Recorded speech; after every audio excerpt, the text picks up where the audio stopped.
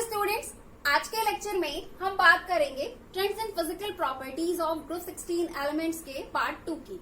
Part 1 में हम लोगों ने ओवरऑल 3 फिजिकल प्रॉपर्टीज को डिस्कस कर लिया था। आज के लेक्चर में हम लोग बचे हुए सारे फिजिकल प्रॉपर्टीज को डिस्कस करेंगे।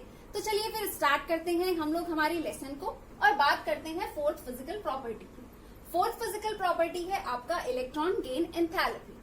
तो इससे पहले कि मैं आपको ऑक्सीजन फैमिली के लिए इलेक्ट्रॉन गेन एंथैल्पी के ट्रेंड को बताऊं, उससे पहले मैं आपको इससे रिलेटेड इलेक्ट्रॉन गेन एंथैल्पी से रिलेटेड कुछ बेसिक पॉइंट्स बताना चाहती हूँ। ठीक है, तो पहले कुछ बेसिक बातें कर लेते हैं। देखिए, आप लोगों ने क्लास 11th में पढ़ा है कि इलेक्ट्रॉन गेन एंथैल्पी क्या होती है। आपने पढ़ा होगा कि किसी आइसोलेटेड गैसियस एटम में जब हम इलेक्ट्रॉन को ऐड करते हैं तो उस दौरान क्या होता है, उस दौरान कुछ एनर्जी जो होती है वो रिलीज होती है ना। आप लोगों ने कुछ पढ़ा होगा कि उस दौरान कुछ एनर्जी जो है वो रिलीज होती है।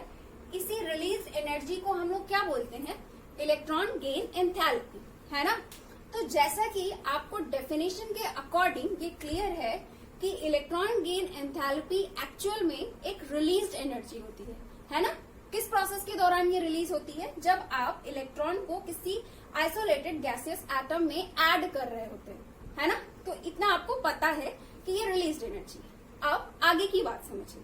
देखिए, यहाँ पर मैंने क्या किया है, यहाँ पर मैंने ऑक्सीजन फैमिली के एलिमेंट्स के इलेक्ट्रॉन गेन एंथैल्पी को मेंशन किया है। ठीक, तो यहाँ पर आप देख सकते हैं कि यहाँ पर मैंने क्या किया है, सभी जगह पर नेगेटिव साइन लगाया है। तो इस नेगेटिव साइन का मतलब क्या है, इस नेगेटिव साइन का मतलब ये है कि आप रिलीज्ड एनर्जी दिखा रहे हो। ठीक है, तो आप क्या करेंगे, आप यहाँ पे जो नेगेटिव साइन है इसको मैथ्स की तरह मत लीजिएगा कि नेगेटिव साइन के साथ कोई बड़ी वैल्यू लिखी है तो उसका मतलब ये है कि वो छोटी वैल्यू होगी, ऐसे इसको मत लीजिएगा। यहाँ पर क्या है, यहाँ पर नेगेटिव साइन लगाने का सेंस सिर्फ इतना है कि आप ये दर्शा रहे हो, आप ये एक्सप्लेन कर रहे हो कि हम एक रिलीज एनर्जी के बारे में बात कर रहे हैं। ठीक है ना। जब भी किसी प्रोसेस से एनर्जी रिलीज होती है तो उसके लिए एंथैल्पी की वैल्यू क्या होती है, नेगेटिव होती है। ठीक है, तो यहाँ पे जो नेगेटिव साइन है, जो माइनस साइन है, ये एक सिंबल है। It is just a symbol to explain this कि we are talking about the released energy. Okay, यहाँ पे हम रिलीज्ड एनर्जी के बारे में बात कर रहे हैं, तो सिर्फ उस चीज को दर्शाने के लिए यहाँ पर हमने नेगेटिव साइन लगाया हुआ है। इसे आपको मैथ्स की तरह नहीं लेना है। ठीक, तो ये बेसिक बात हो गई। चलिए अब आ जाते हैं हम लोग हमारे पॉइंट पर, इसके ट्रेंड पे बात कर लेते हैं। देखिए, ट्रेंड की अगर हम लोग बात करें तो मैं आपको बता दूं कि मैं इसको 2 पॉइंट्स में एक्सप्लेन करूंगी। पहले मैं आपको सल्फर से लेकर पोलोनियम तक बताऊंगी, देन बाद में हम ऑक्सीजन के बारे में बात करेंगे सेकंड पॉइंट में, क्योंकि ऑक्सीजन के साथ स्पेशल केसेस तो इसे हम अलग से डिस्कस करेंगे। पहले फर्स्ट पॉइंट में हम लोग क्या कर लेते हैं, from sulphur to polonium discuss कर लेते हैं। देखिए, होता क्या है कि जब आप सल्फर से लेके पोलोनियम तक टॉप से बॉटम की तरफ आते हैं तो इलेक्ट्रॉन गेन एंथैल्पी की वैल्यू जो है वो घटती जाती है ना। वैल्यू डिक्रीज हो रही है ना। आप देख सकते हैं यहाँ पे वैल्यू कितनी है, 200, 195, 190 kilo joule mole inverse, and last में क्या है, 174। वैल्यू क्या हो रही है, लगातार घट रही है। देखिए, साइन को मत देखिए, साइन के बारे में आपको बता चुकी हूँ कि आप सिर्फ ये शो कर रहे हो कि हम रिलीज एनर्जी के बारे में बात कर रहे हैं। ठीक है, तो इसको मत देखिए, वैल्यूज को देखिए। वैल्यूज कंटिन्यूअसली क्या हो रही है, घटती जा रही है, टॉप टू बॉटम आने पर घटती जा रही है। तो सवाल ये है कि ऐसा क्यों होता है, क्यों टॉप से बॉटम आने पर इलेक्ट्रॉन गेन एंथैल्पी डिक्रीज होती है। तो चलिए अब हम लोग रीजन पर बात करते हैं कि क्यों डिक्रीज हो रही है। होता क्या है कि जब आप सल्फर से पोलोनियम तक टॉप से बॉटम की तरफ आते हैं तो आपको पता है कि एटॉमिक रेडाई जो होती है वो इंक्रीज होती है, यानी कि एटम का साइज जो है वो टॉप से बॉटम आने पर क्या होता है, इंक्रीज होता है ना। अब देखिए, जैसे जैसे आप टॉप से बॉटम की तरफ आएंगे वैसे वैसे क्या होगा, वैसे वैसे एटम का साइज बढ़ेगा। जब एटम का साइज बढ़ेगा तो इफेक्टिव न्यूक्लियर चार्ज जो है वो घटेगा। इफेक्टिव न्यूक्लियर चार्ज क्या होगा, डिक्रीज होगा। इसी वजह से इलेक्ट्रॉन गेन एंथैल्पी भी टॉप से बॉटम आने पर डिक्रीज होगी। अब आप लोग सोच रहे होंगे कि इफेक्टिव न्यूक्लियर चार्ज घटने की वजह से इलेक्ट्रॉन गेन एंथैल्पी क्यों घट जाती है ना। तो इस चीज को मैं आपको एक छोटा सा रफ डायग्राम बता के समझाती हूँ। देखिए, यहाँ पर हम लोग क्या करते हैं, दो एटम बना लेते हैं। एक रफ डायग्राम बनाऊंगी मैं। एक हमारे पास क्या है, स्मॉलर साइज का एटम है, ठीक है, ये हमारा स्मॉलर साइज का एटम है, और ये हमारे पास एक क्या है, बिगर साइज का एटम है। अब इस चीज को समझिएगा। देखिए, ये हमारे पास स्मॉलर साइज का एटम है, और हम क्या करना चाह रहे हैं, हम यहाँ पर इस पर इलेक्ट्रॉन, यहाँ पे देखिए, यहाँ पे ये आपका इलेक्ट्रॉन है, और हम इसे यहाँ पर इस सेल में ऐड करना चाह रहे हैं, है ना, इस पर ऐड करना चाह रहे हैं। और सेम चीज यहाँ पर भी है कि यहाँ पर हम इस इलेक्ट्रॉन को ऐड करना चाह रहे हैं, ठीक है। तो अब समझिएगा, देखिए यहाँ पे क्या है, यहाँ पर आप इलेक्ट्रॉन को ऐड करना चाह रहे हो। यहाँ पे एटम का साइज छोटा है, एटम के साइज के छोटे होने की वजह से जो ये आपका सेल है, आउटर मोस्ट सेल, जहाँ पर इलेक्ट्रॉन आने वाला है, वो न्यूक्लियस के काफी पास में है ना, वो न्यूक्लियस के काफी पास में है। तो न्यूक्लियस के पास में होने की वजह से यहाँ पर न्यूक्लियर का इफेक्टिव न्यूक्लियर चार्ज जो है वो ज्यादा लग रहा है ना। न्यूक्लियस काफी पास में है, तो जैसे ही इलेक्ट्रॉन यहाँ पर आप लाओगे, जैसे ही आप इलेक्ट्रॉन को यहाँ ऐड करने के लिए लाओगे, न्यूक्लियस का इफेक्टिव न्यूक्लियर चार्ज क्या करेगा, इलेक्ट्रॉन को फटाक से अंदर की तरफ खींच लेगा। तो जिसकी वजह से क्या होगा, आप आसानी से इस इलेक्ट्रॉन को यहाँ पर इस सेल पर आसानी से ऐड कर लोगे, है ना। तो जब आप इलेक्ट्रॉन को यहाँ पर ऐड करोगे तो उस दौरान यहाँ से कुछ एनर्जी रिलीज होगी। तो यही रिलीज एनर्जी क्या है, आपकी इलेक्ट्रॉन गेन एंथैल्पी, है ना।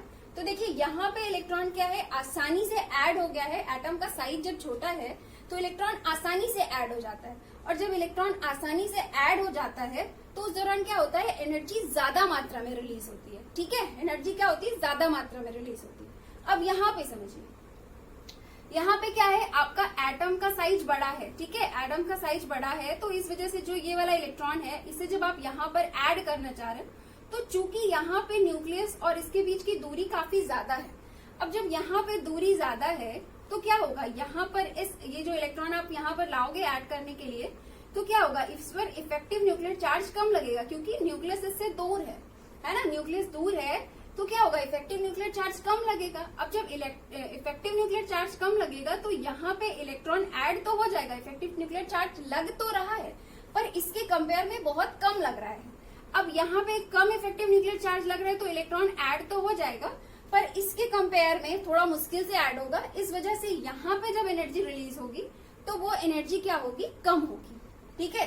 तो अब आप लोगों को पूरी बात समझ में आ गई होगी कि जैसे जैसे हम टॉप से बॉटम की तरफ आते हैं, तो चूंकि एटम का साइज जो है वो इंक्रीज होता है, एटम का साइज इंक्रीज होता है, इस वजह से इफेक्टिव न्यूक्लियर चार्ज जो होता है वो डिक्रीज हो जाता है।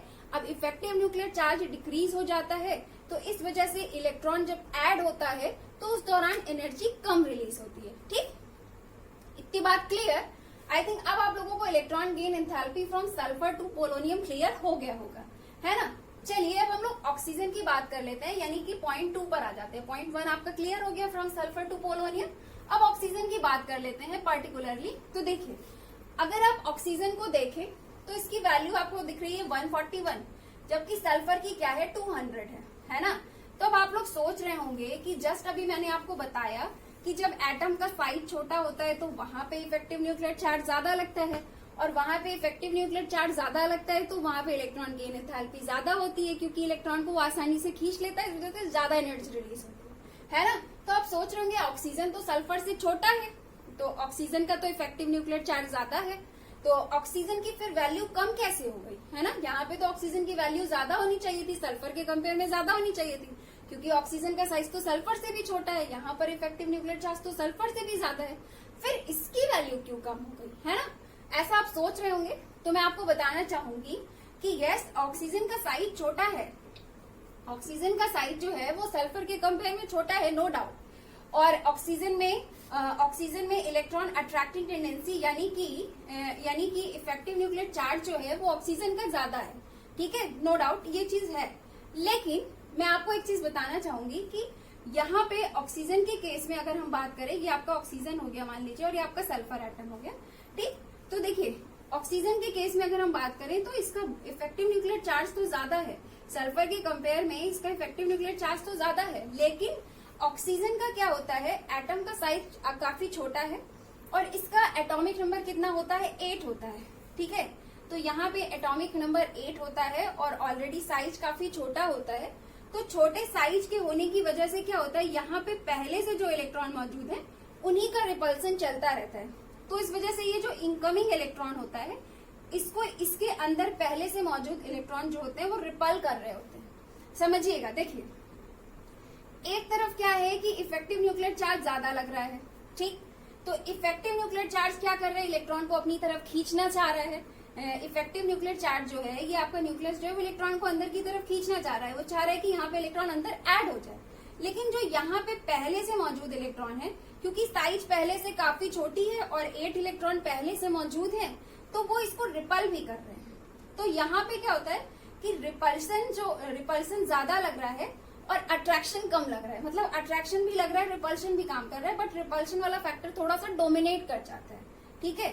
तो एटम के साइज के छोटे होने की वजह से, या फिर आप कह सकते हो कि इलेक्ट्रॉन डेंसिटी ज्यादा होने की वजह से ऑक्सीजन का इलेक्ट्रॉन गेन एंथैल्पी सल्फर के कंपेयर में कम होता है, ठीक है। अब सल्फर में क्या है, सल्फर में भी आप कहेंगे यहाँ भी तो पहले से इलेक्ट्रॉन है, यहाँ भी तो रिपल्शन लगना चाहिए। भले ही यहाँ पे भी रिपल्शन लग रहा है, लेकिन सल्फर का साइज काफी बड़ा होता है और इसके पास तो देखिए एस में है ही एस पे 2 इलेक्ट्रॉन होते हैं, पी में फिर 4 इलेक्ट्रॉन होते हैं और डी तो पूरा वैकेंट भी होता है इसमें, है ना।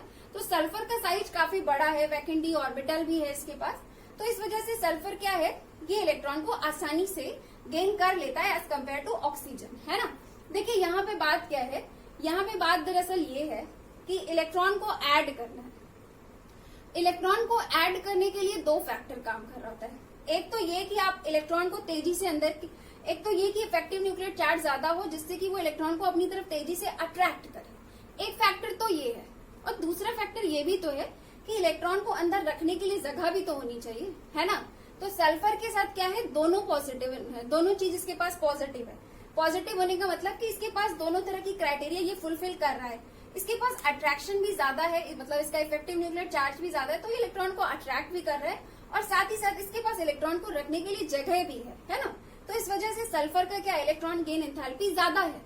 लेकिन ऑक्सीजन के साथ क्या कंडीशन है, ऑक्सीजन में इफेक्टिव न्यूक्लियर चार्ज सल्फर के कंपेयर में कहीं ज्यादा है, बट इलेक्ट्रॉन चार्ज डेंसिटी भी ज्यादा है, यानी कि इस पे इलेक्ट्रॉन को रखने के लिए जगह कम है। तो इस वजह से ये सल्फर के कंपेयर में इलेक्ट्रॉन रखने की एबिलिटी इसकी कम होती है, इलेक्ट्रॉन ऐड करने की एबिलिटी कम होती है। इस वजह से ऑक्सीजन की इलेक्ट्रॉन गेन एंथैल्पी सल्फर के कंपेयर में कम होती है, ठीक। तो आई थिंक आप लोगों को यहाँ पे इलेक्ट्रॉन गेन एंथैल्पी क्लियर हो गया होगा। चलिए अब हम लोग नेक्स्ट फिजिकल प्रॉपर्टी की बात करते हैं। नेक्स्ट फिजिकल प्रॉपर्टी है इलेक्ट्रोनेगेटिविटी। इलेक्ट्रोनेगेटिविटी को हम लोग 2 पॉइंट्स में डिस्कस करेंगे। फर्स्ट पॉइंट में हम लोग ग्रुप 16 में इसके ट्रेंड को देखेंगे, देन सेकेंड पॉइंट में हम लोग उसे ग्रुप 15 के साथ कंपेयर करेंगे। तो चलिए पहले फर्स्ट पॉइंट देखते हैं। देखिए ग्रुप 16 में क्या होता है कि जैसे जैसे आप टॉप से बॉटम की तरफ आते हैं from oxygen to polonium, electronegativity जो है वो डिक्रीज होती जाती है। अब सवाल ये है कि ऐसा क्यों होता है, क्यों इलेक्ट्रोनेगेटिविटी डिक्रीज होती है। तो होता क्या है कि टॉप से बॉटम आने पर जैसे जैसे आप टॉप से बॉटम की तरफ आएंगे वैसे वैसे क्या होगा, एटॉमिक साइज इंक्रीज होगा। एटॉमिक साइज इंक्रीज होगा तो इफेक्टिव न्यूक्लियर चार्ज क्या होगा, डिक्रीज होगा। इफेक्टिव न्यूक्लियर चार्ज डिक्रीज होगा तो इलेक्ट्रॉन अट्रैक्टिंग टेंडेंसी क्या होगी, डिक्रीज हो जाएगी। तो यही रीजन है कि जैसे जैसे हम लोग टॉप से बॉटम की तरफ आते हैं from oxygen to polonium, electronegativity जो है वो डिक्रीज होती जाती है। तो ये तो हो गया हमारा फर्स्ट पॉइंट। अब आ जाते हैं सेकेंड पॉइंट में, ग्रुप 15 के साथ कंपेयर कर लेते हैं। अगर हम लोग ग्रुप 15 के एलिमेंट्स की इलेक्ट्रोनेगेटिविटी को ग्रुप 16 के एलिमेंट के साथ कंपेयर करें तो मैं आपको बताना चाहती हूँ कि ग्रुप 16 के एलिमेंट की इलेक्ट्रोनेगेटिविटी 15 के एलिमेंट से ज्यादा होती है। यानी कि नाइट्रोजन के कंपेयर में ऑक्सीजन की इलेक्ट्रोनेगेटिविटी ज्यादा होगी, इसी तरह से बाकी सबका भी। अब सवाल ये है कि ऐसा क्यों होता है। तो इसका आंसर ये है कि जब आप लेफ्ट से राइट की तरफ जाते हैं, जैसे जैसे आप लेफ्ट से राइट की तरफ जाएंगे वैसे वैसे होता क्या है, वैसे वैसे एलिमेंट का साइज जो है वो डिक्रीज होता है ना। इसके एटम का साइज डिक्रीज होता है। जब एटम का साइज डिक्रीज होगा तो सेम थिंग है कि इफेक्टिव न्यूक्लियर चार्ज इंक्रीज हो जाएगा, है ना। साइज के डिक्रीज होने पर इफेक्टिव न्यूक्लियर चार्ज इंक्रीज होता है और जब इफेक्टिव न्यूक्लियर चार्ज इंक्रीज होता है तो इलेक्ट्रॉन अट्रैक्टिंग टेंडेंसी यानी कि इलेक्ट्रोनेगेटिविटी जो है वो इंक्रीज हो जाती है। तो ये तो बात हो गई इलेक्ट्रोनेगेटिविटी की। अब आ जाते हैं नेक्स्ट में। तो नेक्स्ट है हमारा मेल्टिंग एंड बॉइलिंग पॉइंट्स। तो ग्रुप 16 के एलिमेंट्स के अगर हम लोग मेल्टिंग एंड बॉइलिंग पॉइंट्स के बारे में बात करें तो पहले तो ऑक्सीजन से लेकर के टेल्यूरियम तक regularly from top to bottom melting and boiling points जो होता है वो इंक्रीज होता है। पोलोनियम की हम बात नहीं कर रहे हैं, फ्रॉम ऑक्सीजन टू टेल्यूरियम। जैसे जैसे आप टॉप से बॉटम की तरफ आ रहे हैं क्या हो रहा है, melting point and boiling points दोनों इंक्रीज हो रहे हैं। अब सवाल ये है कि ऐसा क्यों होता है, तो इसके लिए आपको पता है, आप लोग इसका मॉलिक्यूलर स्ट्रक्चर पढ़ चुके हैं। आपने देखा था कि ऑक्सीजन जो होता है वो कैसा मॉलिक्यूल बनाता है, डाइएटॉमिक मॉलिक्यूल बनाता है ना। और बाकी ये सब किस तरह के मॉलिक्यूल्स बनाते हैं, पॉलीएटॉमिक मॉलिक्यूल्स बनाते हैं, है ना। तो जैसे जैसे आप टॉप से बॉटम की तरफ आ रहे हैं वैसे वैसे इनका साइज जो है वो इंक्रीज हो रहा है। जब इनके एटम का साइज इंक्रीज हो रहा है तो इनके मॉलिक्यूल का यानी कि इनके कंपाउंड का साइज भी इंक्रीज होगा। तो जैसे जैसे साइज इंक्रीज होता है, जैसे जैसे मास इंक्रीज होता है, वैसे वैसे क्या होता है, वैसे वैसे जो मॉलिक्यूल्स के बीच इंटरमॉलिकुलर फोर्स काम कर रहा होता है यानी कि वंडर वॉल फोर्स काम कर रहा होता है, वो फोर्स भी क्या होता है, स्ट्रांग होता जाता है। ठीक है, टॉप से बॉटम आने पर वंडर वॉल फोर्स जो होता है वो स्ट्रांग होता जाता है, उसकी स्ट्रेंथ जो है वो बढ़ती जाती है। ठीक, तो टॉप से बॉटम आने पर वंडर वॉल फोर्स का स्ट्रेंथ बढ़ रहा है, तो इसलिए हमें उस वंडर वॉल फोर्स को ब्रेक करने के लिए ज्यादा हीट की जरूरत पड़ती है। तो यही कारण है कि टॉप से बॉटम आने पर मेल्टिंग एंड बॉइलिंग पॉइंट जो है वो इंक्रीज होता है। ठीक, अब बचा पोलोनियम। तो पोलोनियम के साथ अलग सिचुएशन है। पोलोनियम का जो मेल्टिंग एंड बॉइलिंग पॉइंट है ये आपका टेल्यूरियम के कंपेयर में कम होता है, ये आपका टेल्यूरियम के कंपेयर में कम होता है। अब सवाल ये है कि पोलोनियम का क्यों कम हो जाता है, तो पोलोनियम के कम होने की वजह होता है इसमें लगने वाला इनर्ट पेयर इफेक्ट।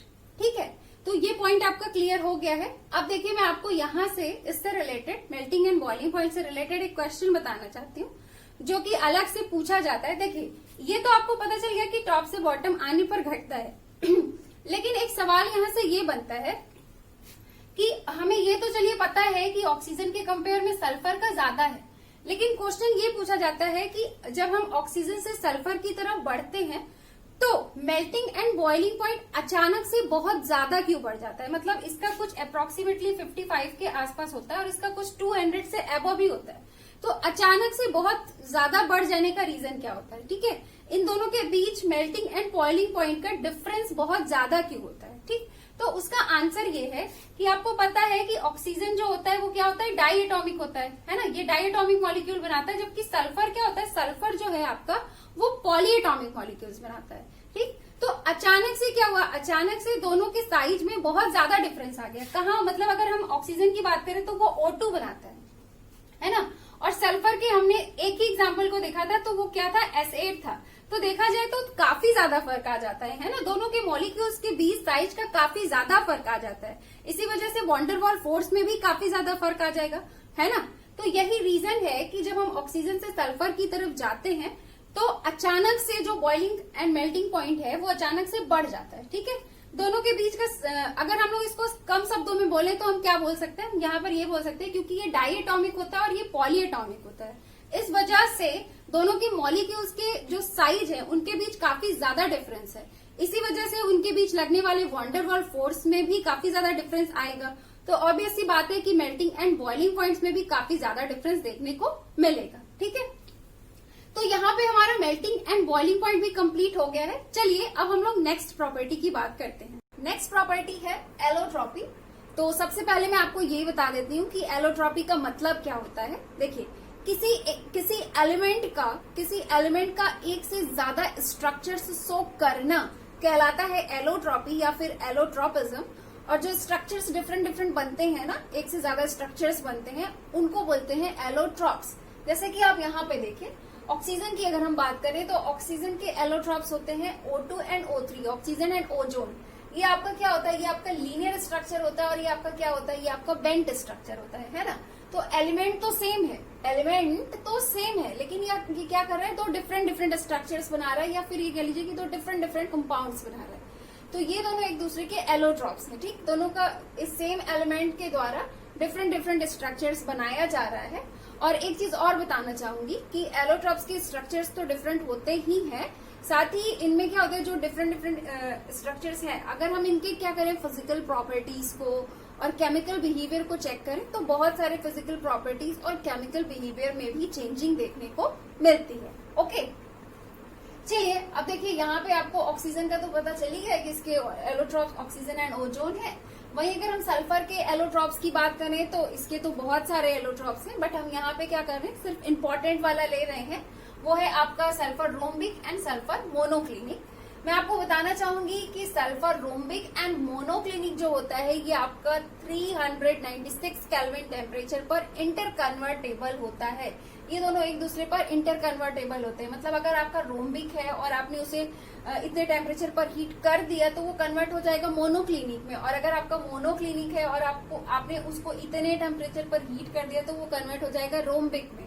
ओके, तो ये वाला जो इसका टेम्परेचर होता है ना, इसे हम लोग बोलते हैं transition temperature of the sulphur. अगर आपसे एग्जाम में पूछा जाए कि what is the transition temperature of the sulphur, तो दैट इज 396 केल्विन। चलिए नेक्स्ट आ जाते हैं सेलेनियम में। तो सेलेनियम की बात करें तो सेलेनियम के आप यहाँ पर देख सकते हैं बहुत सारे एलोट्रॉप्स होते हैं इसके, amorphous red selenium, amorphous black selenium और monoclinic selenium, hexagonal selenium. Okay, और वहीं आप देख लेते हैं टेलोरियम का। तो टेलोरियम आपका एग्जिस्ट करता है किसमें, क्रिस्टलाइन एंड एमॉर्फस फॉर्म में। इसके एलोट्रॉप्स हैं क्रिस्टलाइन एंड एमॉर्फस टेलोरियम।